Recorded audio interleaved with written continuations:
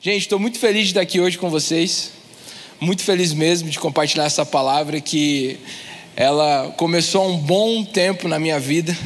E o tema dela, o tema da mensagem no dia de hoje é Caminhando com Deus em meio à escuridão. No final do ano passado, para o começo desse ano, eu e minha esposa, a gente começou a passar por um grande tempo de adversidade em nossas vidas. Um tempo em que parecia que todo dia era noite, não tinha dia na nossa vida. Quando derrubava um gigante, não dava tempo nem de respirar, já levantava outro. E quem nunca teve uma adversidade para enfrentar? Quem nunca teve que enfrentar o gigante? Ou quem nunca passou por uma temporada na sua vida que você falou assim: misericórdia, Deus, cadê você? Onde que o Senhor está no meio disso? Eu lembro que uma vez, quando eu tinha acabado de tirar minha carteira de motorista, eu fui comprar um carro. Eu estava guardando desde os meus 15 anos para fazer a aquisição desse carro. E aí eu fui na loja com o meu pai e eu falei assim: pai, acho que eu vou querer comprar esse carro aqui, que ele tem um ano maior, a quilometragem maior, tem um ano menor, a quilometragem maior, mas eu quero colocar um som no meu carro também. Lembro que eu conversei com meu pai sobre isso. O pai falou assim: não, filho, não faz isso. Você vai ver, logo mais você vai namorar, e aí do som alto, tua namorada não vai gostar. Pega um carro mais novinho, não precisa colocar som e tudo mais. Eu falei assim: tá bom. Segui o conselho dele, comprei um carro que era a quilometragem um pouco melhor, era um casinho na época, e foi muito feliz com aquele carro. Mas ainda meu coração continuava com aquele mesmo desejo, falando assim: Deus, eu quero ter um som no meu carro. E toda vez que eu parava num semáforo, ou então eu passava por qualquer rua de Curitiba, eu vinha aqueles caras com aquele som promíscuo lá no talo. Eu falava assim: Deus, se eu tivesse com o meu som aí, eu metia o louvorzão lá em cima e a gente ia brigar para quem tem um som melhor. E eu lembro que eu orava muito por isso para Deus. Era um desejo do meu coração. E quando um dia um amigo meu lá de Itajaí veio aqui um dos cultos de domingo e falou assim: você está no culto? Eu falei: tô. Ele falou: no final do culto, estaciona seu carro do lado do meu, que eu tenho um presente para te dar. Nem imaginava o que era, mas quando estacionei do lado dele no final do culto, ele falou: um presente para você. E era um som automotivo, 4 caixinhas, um sub gigantesco que dava o porta-mala inteiro do carro, com modulador. Ele deu o cabo, ele deu tudo, não precisei gastar nada. A única coisa que eu fiz é só paguei a mão de obra. Na segunda-feira mesmo já fui na loja e paguei a mão de obra para instalar aquele som naquele carro. Eu lembro que eu instalei aquele som naquele carro segunda-feira. E era muito engraçado, porque na época eu tinha célula, sexta-feira à noite, acho que era 11 horas começava. Então eu ia para a célula aleluiado, e acordava todo mundo no caminho para a célula também. E eu tive bons momentos com aquele carro, foi muito bom, aquele som também aproveitei muito. Mas teve um dia que eu marquei, a gente foi alguns jovens da igreja aqui, na casa de um amigo nosso, para a gente jogar alguns jogos de tabuleiro, estar junto, falar de Deus, comer também, que é bom e crente gosta. E eu lembro que a gente chegou tudo meio que junto. Um dos meus amigos meus tinha um Creta, parou na minha frente. O outro tinha um Hyundai, era uma Tucson, parou atrás. O meu casinho no meio. E era uma rua que era tipo assim, comum estacionar carro. E todo mundo começou a estacionar o carro lá na rua. E tinha bastante carros estacionados dos prédios em volta. Era uma área boa, uma área nobre aqui de Curitiba. E a gente foi lá para o nosso momento. Comemos, jogamos, falamos de Jesus, choramos junto, adoramos a Deus. E na volta do meu carro, eu estava lá e vi um vidro no chão assim, do lado do meu carro. Falei: nossa, alguém caiu aqui, quebrou uma garrafa. Voltando do mercado às vezes. De repente, eu olho para o vidro do meu carro e vejo que está quebrado. Eu falo: nossa, alguém caiu em cima do meu carro. E aí quando eu olho e percebo, eu falo assim: caraca, minha mochila não está mais no meu carro. E aí todo mundo ali percebe e fala assim: nossa, mas acho que só foi com o seu, porque o meu carro está tudo certo. O meu carro está tudo certo. E o carro da rua inteira, nenhum dos carros tinha acontecido nada, só com o meu. Falei: opa, peraí, alguma coisa aconteceu. Quando eu olho, o banco está abaixado. E aí eu abro o porta-mala para ver, tinham roubado o meu som. Eu fiquei tão triste, tão frustrado naquele dia. Eu lembro que era noite, já era madrugada assim. Eu falei assim: piazada, eu vou vazar agora, porque tá noite, o caminho até minha casa é longo. Eu vou ir rápido para casa, porque não vou nem parar no semáforo, porque não dá, imagina, eu tô exposto aqui. E eles falaram assim: avisa quando chegar em casa, avisa quando chegar em casa. E eu lembro que eu fui para casa naquele dia, orando e falando com Deus. Eu falei assim, poxa Deus, porque o som que o Senhor deu, o Senhor usou um filho seu para dar o som para mim, agora o Senhor deu o som e não protegeu, do que adiantou? Roubaram meu som agora. Deus, por que você me abandonou no meio disso tudo? Porque o Senhor me deixou, o Senhor sabe que esse som era fruto da minha oração, até foi um presente da sua parte. E eu lembro que nesse meio desses questionamentos que eu estava, eu parei e falei assim, Deus, por favor, abre meus olhos, o que o Senhor quer me ensinar com isso? E foi junto, nesse momento, nessa oração que eu fiz em janeiro, nesse tempo de adversidade que a gente estava passando, eu falei assim, Deus, eu não quero ficar aqui reclamando e murmurando para você, o que o Senhor quer me ensinar? Para que tudo isso que eu estou passando? Porque talvez o Senhor nunca me responda, mas o que o Senhor está querendo me mostrar em meio disso? E eu tirei um tempo de consagração no começo desse ano, e nesse tempo de consagração que eu estava orando, dias e dias seguidos, eu lembro de uma noite, no meio da madrugada, eu acordei com um sonho que eu tive. O sonho era que eu levantava do meu quarto, ia caminhando até o meu escritório.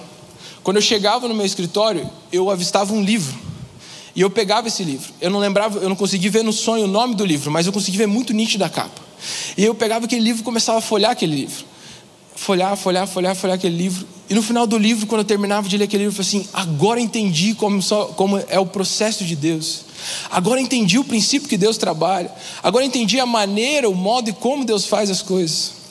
E era no meio da madrugada, quando eu acordei, eu voltei a dormir, mas no outro dia de manhã, logo quando eu acordei, aquele sonho não saía da minha cabeça. E eu fiz exatamente igual eu tinha feito no sonho. A diferença é que era perto de 6, 7 da manhã, não lembro certo o horário, eu peguei aquele livro, sentei no sofá e comecei a ler. E eu não levantei dali, era um sábado, e eu não levantei dali até terminar aquele livro. Quando eu terminei o livro, esse mesmo sentimento que eu tive no sonho, de entender o processo de Deus, de entender como Deus usa as coisas da vida, eu tive. E eu estou aqui hoje para compartilhar um pouco para vocês sobre isso. Eu gostaria que vocês abrissem sua Bíblia para a gente entender um pouco mais sobre como é esse processo de Deus, ou como é o caminho, qual é a maneira que Deus trabalha. Em João capítulo 16, nós vamos ler a partir do versículo 15.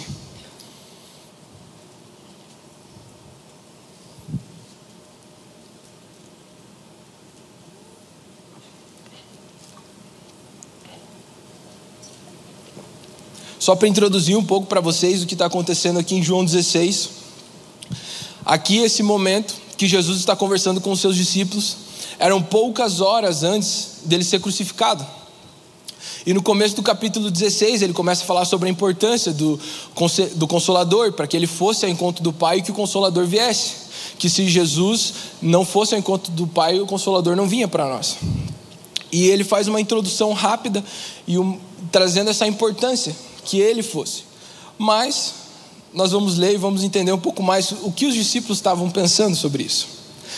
A partir do versículo 15 diz assim: tudo que pertence ao Pai é meu, por isso eu disse que o Espírito receberá do que é meu e tornará conhecido a vocês.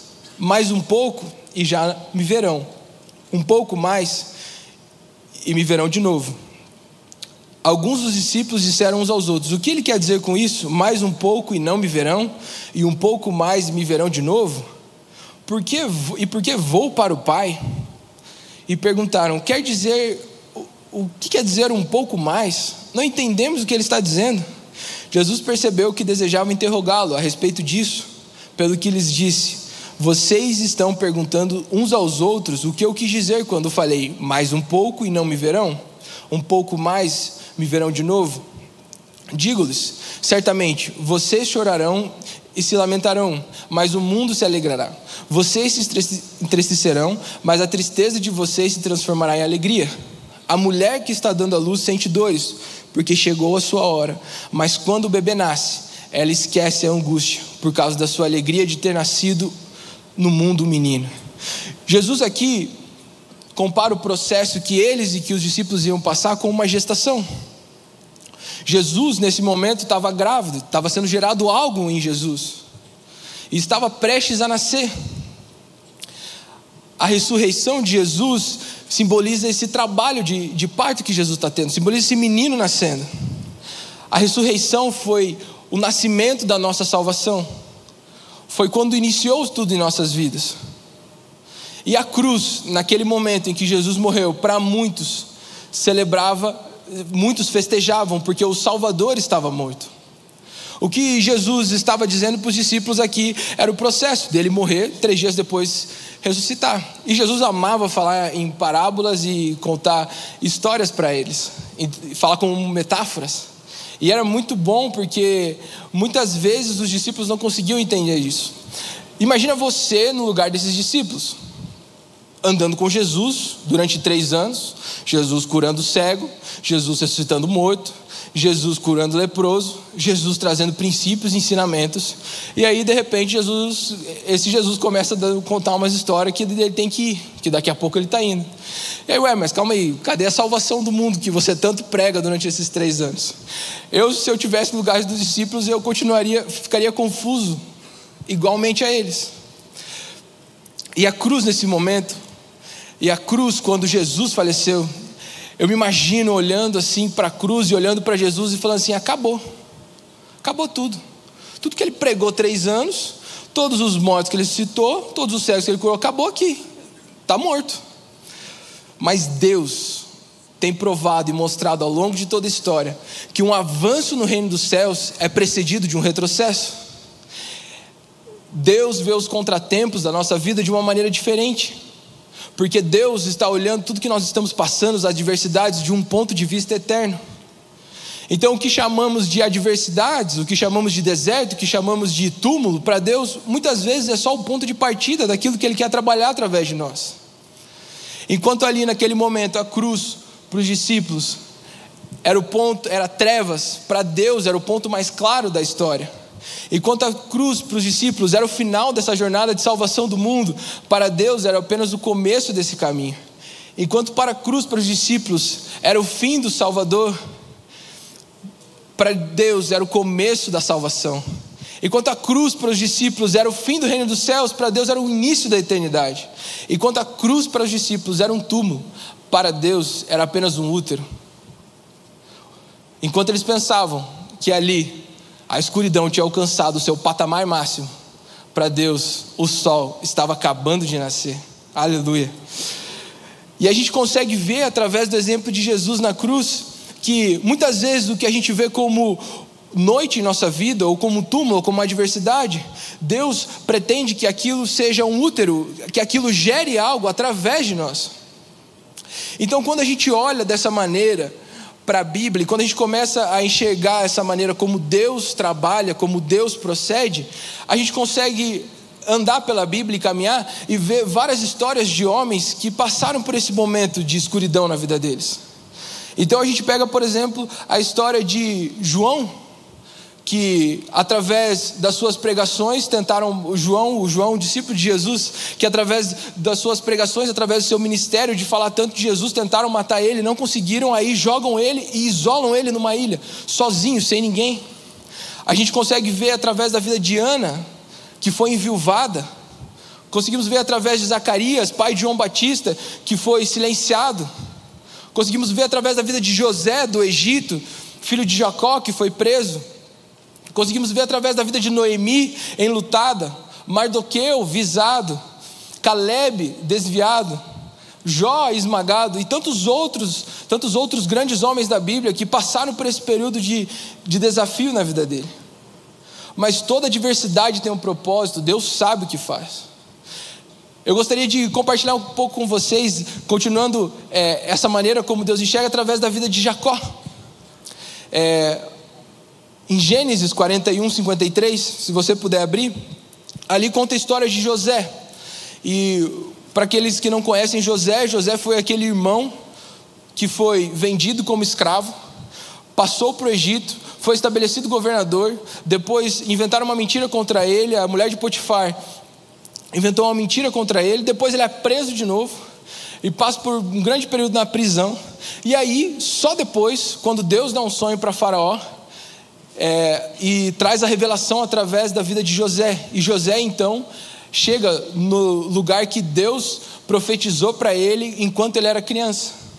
Mas aqui em Gênesis 41, 53 nós vamos estar lendo o pedaço da história de José, mas em contrapartida a história de Jacó está acontecendo, porque quando José é vendido, Jacó continua com os seus outros filhos e com a sua descendência. Em Gênesis 41, 53 diz assim: passando os 7 anos de abundância que houve na terra do Egito, começaram os 7 anos de fome, como José havia predito. Havia fome em todas as terras, mas em toda a terra do Egito havia pão. Quando toda a terra do Egito começou a sentir fome, o povo clamou a Faraó por pão. E Faraó dizia a todos os egípcios: vão falar com José e façam o que ele quiser. Havendo fome, pois, toda a terra, José abriu todos os celeiros e vendia aos egípcios, porque a fome aumentava na terra do Egito. E todas as terras vinham no Egito para comprar de José, porque a fome aumentava em todo o mundo. Aqui, então, como eu disse, José foi vendido, e José agora está nesse lugar de governador, mas Jacó, o seu pai e todos os seus irmãos continuavam no deserto. E a fome alcança todo o Egito e todas as regiões em volta do Egito. E também a fome, esses 7 anos de fome alcançam a família de Jacó e toda a sua descendência. A única opção de sobrevivência para Jacó, a única opção de sobrevivência para todos os hebreus, era com que eles fossem para o Egito comprar mantimento. E a Bíblia nos fala que quando Jacó descobre que no Egito tem mantimento, ele manda seus filhos para que fossem comprar mantimento no Egito. Chegando lá no Egito, José reconhece seus irmãos, porém seus irmãos não reconhecem José, porque José ali estava na sua esquina egípcia. Ele estava como governador, ele não tinha nome de José, ele tinha o nome de Zafanate Peneia, era o nome dele. Então os irmãos dele não reconheceram ele ali naquele momento, mas José reconhece. E aí a continuação da história vocês sabem. O José faz teste com os irmãos dele, mas no fim acontece a reconciliação dele com seus irmãos. Ele perdoa os seus irmãos por tudo que fizeram. Ele se reconcilia com ele. O seu pai, Jacó, fica muito feliz de ter sabido a notícia que José estava vivo. Então José, porque havia fome em toda a terra, convida Jacó para vir morar para o Egito com toda a sua família. Mas Jacó, por ser um homem muito temente a Deus, antes de ir para o Egito, ele pergunta para Deus, e Deus fala com ele, e Deus fala para ele ir até o Egito. Então Deus fala com Jacó para que ele e toda a sua descendência fosse para o Egito. A partir desse momento todos os hebreus estavam lá no Egito, e ali eles viveram dias gloriosos. José, como governador, conseguiu fazer com que todos os seus irmãos, que ninguém ali precisasse trabalhar, que ninguém ali precisasse com o seu árduo suor conquistar nada, porque ele era o governador, ele governava tudo, ele administrava tudo, ele estava abaixo de Faraó, somente Faraó estava acima dele. Mas a história continua. Em Êxodo 1:6 diz assim: com o tempo morreram José, todos os seus irmãos e toda aquela geração, mas os filhos de Israel foram fecundados, aumentaram muito, se multiplicaram e se tornaram extremamente fortes, da maneira que a terra se encheu neles. Nesse meio tempo levantou-se o rei sobre o Egito, que não havia conhecido José, e ele disse ao povo: eis que o povo dos filhos de Israel é mais numeroso e forte do que nós. Vejam, precisamos usar de astúcia para com esse povo, para que não se multiplique, e para que evitar que, em caso de guerra, ele se alie aos nossos inimigos e lute contra nós e saia da terra. E os egípcios puseram sobre eles feitores de obras, para os afligir com trabalhos pesados. E assim os israelitas construíram para Faraó cidades celeiros, de Pitom e Ramassés. Mas quanto mais afligiam, tanto se multiplicavam e tanto mais se espalhavam, de maneira que os egípcios se inquietavam por causa dos filhos de Israel. Então os egípcios, como tirania, escravizaram os filhos de Israel e lhe amargaram a vida com dura servidão. Preparar o barro, fabricar tijolos e fazer todo tipo de trabalho do campo, todos esses serviços lhe foram impostos como tirania. Depois então que Jacó e todos os seus filhos morrem, o tempo vai se passando, e aqui o texto nos conta que é estabelecido um novo rei sobre o Egito. E esse novo rei, ele não conhecia e nunca tinha ouvido falar sobre José. E ele se assusta com o tamanho da população que estava ali no meio do Egito, com a quantidade de hebreus que estava ali no meio do Egito. Então ele decide escravizá-los. Agora, se coloca você nesse lugar, neto de Jacó, bisneto de Jacó. Jacó, lembrando, em Gênesis 46:2, recebe uma direção de Deus: vá para o Egito. E agora, anos se passam, por uma descendência do seu vô, ou do seu tataravô, guiado por Deus, você se vê escravizado. Que deserto ali na vida dos israelitas, que deserto na vida dos hebreus. Agora, todo mundo sabe que eles são escravizados por muitos anos. Depois Deus levanta Moisés tira todos eles do Egito, e todo mundo sabe o resto da história, que depois de 40 anos no deserto eles entram na terra prometida. Mas aqui eu não quero prolongar para essa outra parte da história, mas eu quero focar nessa parte em que eles estavam sendo escravizados. Imagina toda a sua descendência sendo escravizada, não somente você, mas o seu pai, sua mãe, seus irmãos, seus filhos sendo escravizados. E o pior ainda, por uma decisão que foi guiada por Deus. Os hebreus ali estavam vivendo noite, estavam vivendo um dos piores períodos que eles viveram na história deles.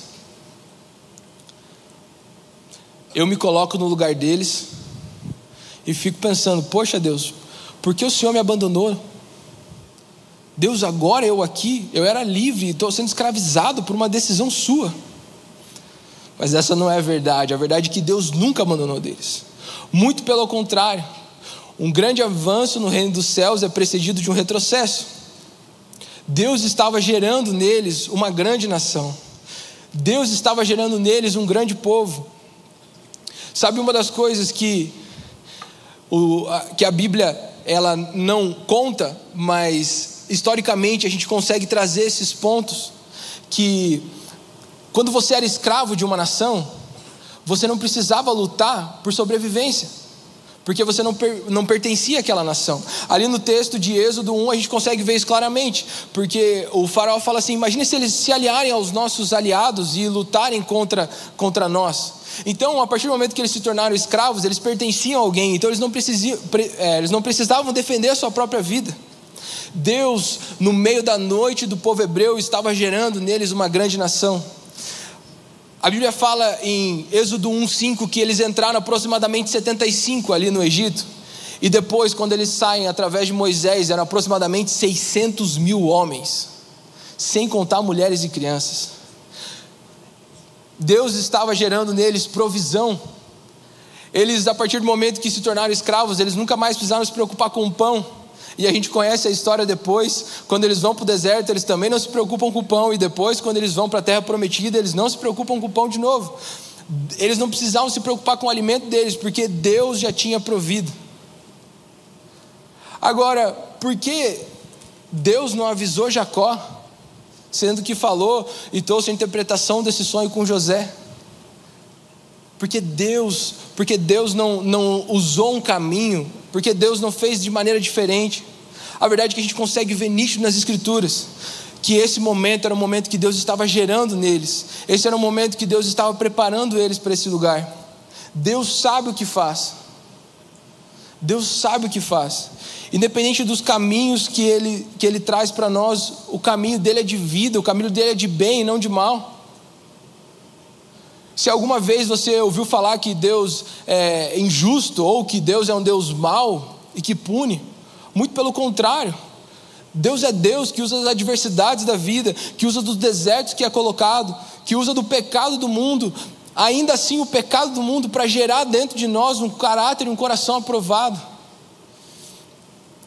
Deus é esse mesmo Deus que gera e que trabalha através de nós. Mesmo no escuro, caminhar com Deus é gerar vida. Toda dor daqueles que são filhos de Deus é o caminho para que Deus trabalhe e Deus gere algo. Deus não é responsável pela dor. Meu Deus, imagina que Deus mau, sendo que quando é comparado com a paternidade de Deus, com a paternidade de um pai, e a Bíblia diz assim, que quando um pai pedir pão para o seu filho, ele entregará uma pedra. Meu Deus, se algum dia alguém te falou que Deus é mau, que Deus é severo, não, Deus não é esse Deus. Deus é um Deus bom, Deus é um Deus justo e verdadeiro. Agora, nós estamos nesse mundo, as adversidades elas vão aparecer para nós, as adversidades vão surgir na nossa vida. Jesus, Deus encarnado homem, passou por momentos de adversidades, mas a importância é, qual é o caminho que nós temos trilhado em meio a tudo isso? Qual é o caminho que nós temos se posicionado em meio a tudo isso? Aonde nós estamos pisando? Quem é que está sendo o nosso guia no meio dessa jornada? Esse ano no Alcance Jovem a gente tem trabalhado a temática, o ano do bom caminho. E agora, especificamente nesses meses, é o Deus companheiro. Deus está sendo o seu caminho? Deus está sendo esse companheiro que tem te guiado? Ou simplesmente você tem decidido com as suas próprias atitudes, ou caminhar com as suas próprias pernas? Em Isaías 58, no versículo 8, diz que, porque os meus pensamentos não são os vossos pensamentos, assim os meus caminhos não são os vossos caminhos. Porque assim como os céus são mais altos que a terra, assim são os meus caminhos mais altos dos seus caminhos, e os meus pensamentos mais altos que os seus pensamentos. Sabe, quando a gente decide entregar tudo para Deus, entregar nossos caminhos para Deus, ainda que o nosso caminho que a gente tem trilhado hoje foi fruto de uma decisão errada nossa, Deus é misericordioso para trazer, para produzir, para gerar um fruto em meio a essa adversidade. Deus é fiel, Deus é misericordioso com as nossas vidas. Deus entregou seu Filho por nós. Esse Deus é muito mais e muito maior do que pensamos e imaginamos. Eu lembro que vocês acho que acredito que já escutaram essa história da perspectiva do meu pai, ou talvez da perspectiva da minha mãe, mas em 2014, o pastor Luciano Subirá falou com o meu pai que ele ia assumir a igreja aqui, Alcance Curitiba. E o meu pai, nós como família, na verdade, estávamos planejando outra coisa totalmente diferente.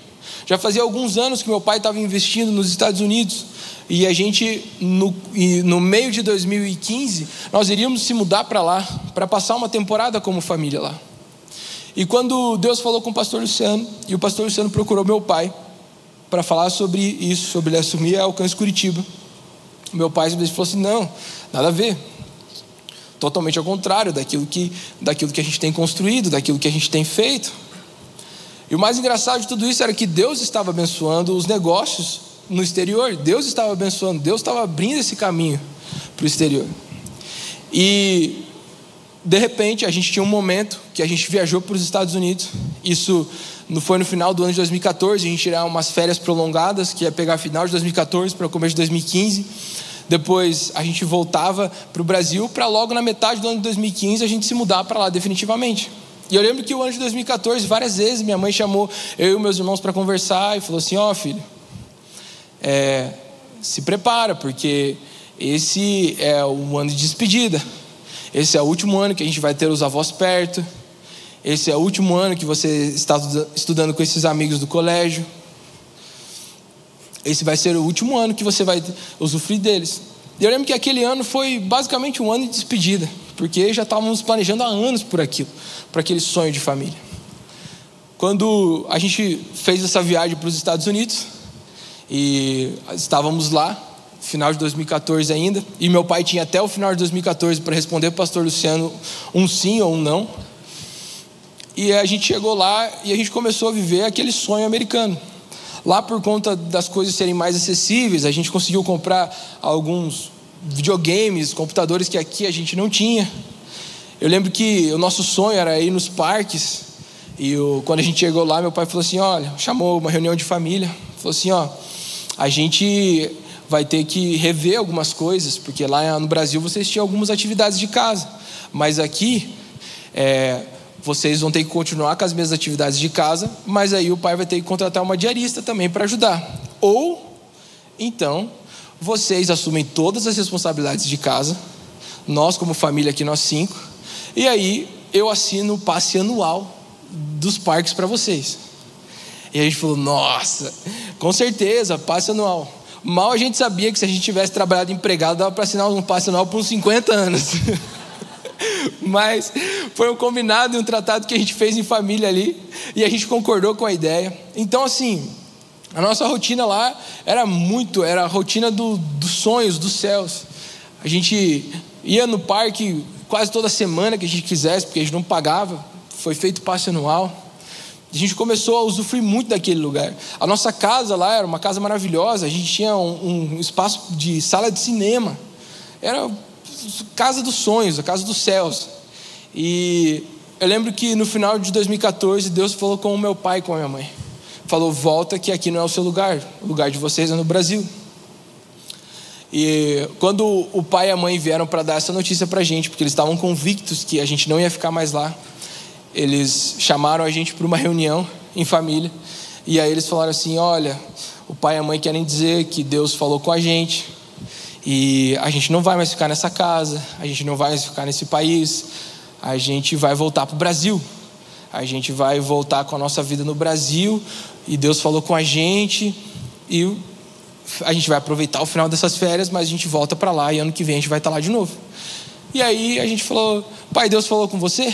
Falou. Então amém, pai. Aí o pai falou assim, não, acho que vocês não entenderam. Tá vendo o Disney? Acabou o Disney, acabou o universo, acabou o parque.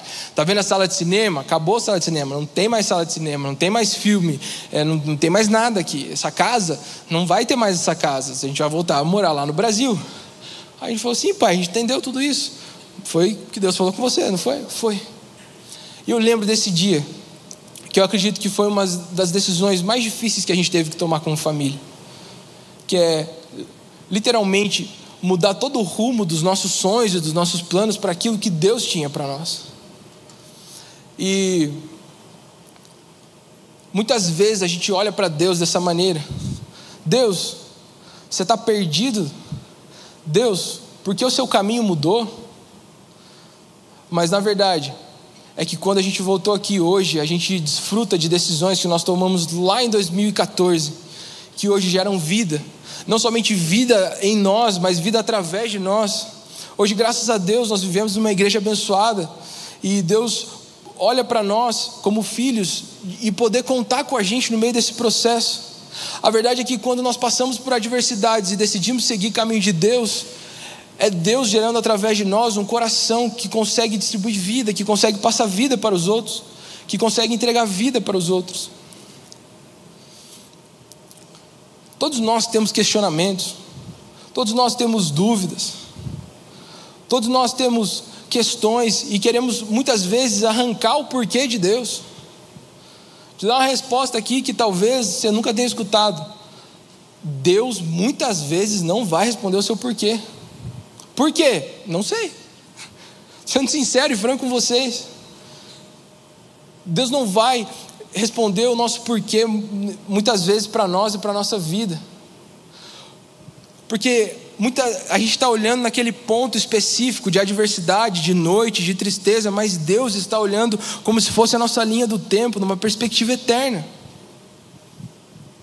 Deus está procurando filhos, Deus está procurando pessoas que Ele consiga contar em meio à adversidade, que Ele consiga que foque nele, caminhe com ele em meio à adversidade. Que Deus encontre em nós esse coração de filho, que Deus encontre em nós esse coração. Eu queria chamar o pessoal do louvor aqui para cima. Sabe, nesse momento de adversidade que eu estava passando no começo desse ano, eu falei assim, Deus, eu não quero saber por que todos esses nãos que o Senhor tem me dado, ou que o Senhor me responda, ou que o Senhor, de certa forma, me console por tudo isso. Mas Deus, eu olho para o Senhor e pergunto: o que o Senhor quer me ensinar em meio a essa adversidade? O que o Senhor quer me ensinar em meio a esse processo? Qual é a face de Ti que eu ainda não conheço, que eu quero desfrutar e que eu preciso desfrutar e que eu preciso conhecer? Deus, qual é a parte do Seu coração que eu ainda não tenho profundidade? Deus, qual é o lugar que eu preciso encontrar em Ti que eu ainda não conheço? E a verdade é que, por mais que muitas vezes a gente ache que Deus nos abandonou, Deus nos abandonou, de jeito nenhum. Imagina como teria sido se a descendência de Jacó não tivesse sido escravizada. Deus gerou neles a maior nação daquela época, para que eles pudessem estar aptos para entrar dentro da terra prometida, que foi conquistada com guerra e com batalha. Imagina se Deus então não tivesse feito José passar pela prisão, ser vendido como escravo e depois sendo preso de novo. Mas a prisão, através de José, gerou um caráter que ele conseguiu não somente se reconciliar com seus irmãos, mas salvar toda a sua descendência. Imagina se então Jesus não tivesse aceitado aquela cruz. Eu e você, a gente não estaria hoje desfrutando e vivendo de Deus. Nós não teríamos livre acesso a Deus. Através do sacrifício de Jesus, esse bom caminho, esse caminho foi reconstruído para todos nós. Imagina se Paulo, perante todo o seu sofrimento, castigado, preso, chicoteado, tivesse desistido. Hoje nós não teríamos uma boa parte do Novo Testamento, porque uma boa parte são todas as cartas que ele escreveu para as igrejas. Imagina se João, mesmo que tentaram matar ele, mesmo preso, ilhado, continuou caminhando com Deus. Imagina se ele não tivesse passado por isso. João, nesse tempo que ele estava ilhado, ele escreveu um dos livros mais proféticos da nossa Bíblia, que é o livro de Apocalipse. Em inglês é o livro da revelação. Em todos os momentos de adversidade, em todos os momentos que parecem noite em nossa vida, Deus quer caminhar com a gente e quer gerar algo dentro de nós.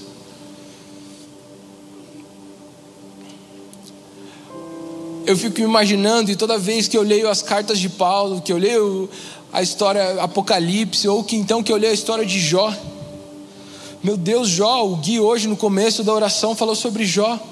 Jó perdeu tudo o que tinha, e mesmo assim Deus restituiu ele tudo novamente. Restituiu seus filhos, restituiu o dobro da sua riqueza, restituiu sua saúde.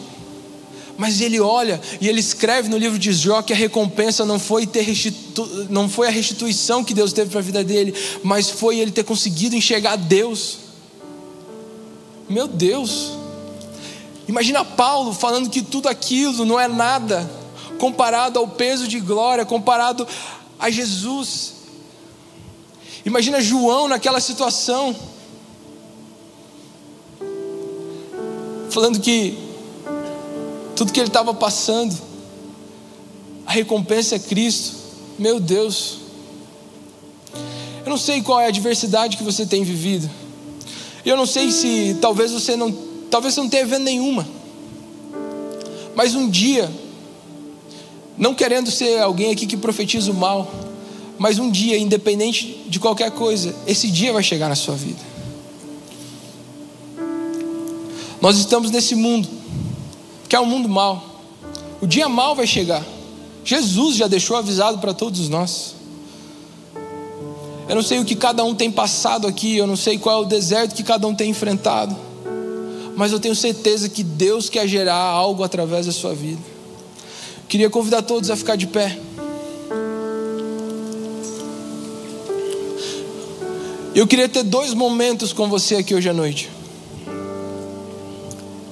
O primeiro momento é para aqueles que escutaram essa mensagem, que escutaram essa palavra falaram assim: tá bom, entendi o que você quis dizer, mas se hoje eu passar por esse deserto, ou eu passar por essa adversidade, ou se hoje a noite chegar na minha vida, eu tô lascado, porque eu não tenho Jesus. E deixa eu te falar uma coisa: se você não tem Jesus, não tem como ser gerado algo dentro de você, porque só Jesus, só Deus é esse caminho. Então talvez hoje foi a sua primeira vez na igreja, ou então você já tinha feito essa oração de aceitar Jesus, mas você acabou se desviando dos caminhos dele. E você olha hoje para a sua vida e não consegue ver que Deus está sendo o seu caminho. Eu gostaria que, se você é uma dessas pessoas, tanto que gostaria de aceitar Jesus, ou quanto que gostaria de se reconciliar com Ele, dá-se um sinal com a sua mão. Eu gostaria de orar por vocês. Nós somos aqui uma grande família que quer receber vocês. Não tem como o seu caminho ser bom se Jesus não estiver nele.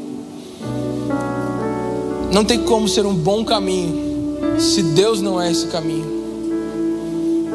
Então eu gostaria de convidar, se você nunca fez essa oração de aceitar Jesus, ou sentiu que está afastado do caminho de Deus e gostaria de se reconciliar com Ele, desse um sinal com a sua mão. A gente gostaria de orar por você.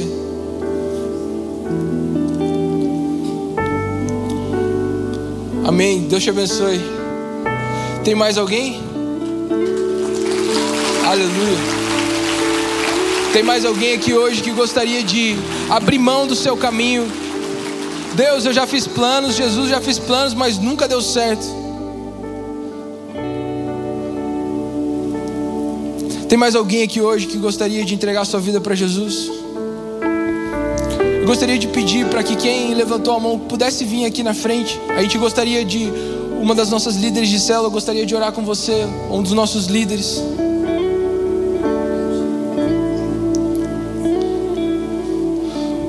Gostaria de convidar todos aqueles que levantaram a mão, pudesse vir aqui na frente. Aleluia, Deus te abençoe.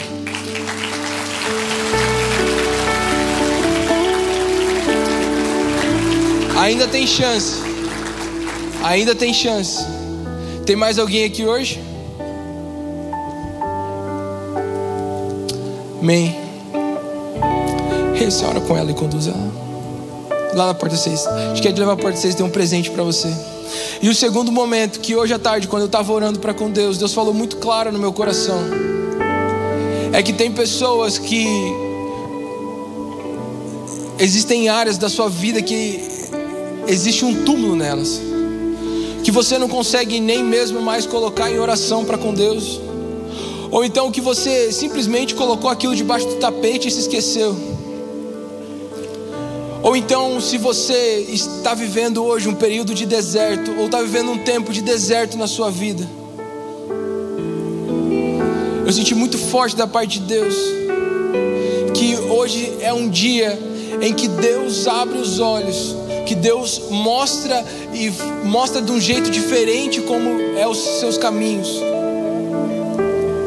Eu gostaria de convidar aqueles que não têm conseguido enxergar Deus dessa maneira, aqueles que têm vivido dias como que parece noite e que não estão entendendo qual que é o caminho de Deus para a sua vida. Gostaria de convidar todos vocês que viessem aqui para frente. A gente gostaria de orar com vocês.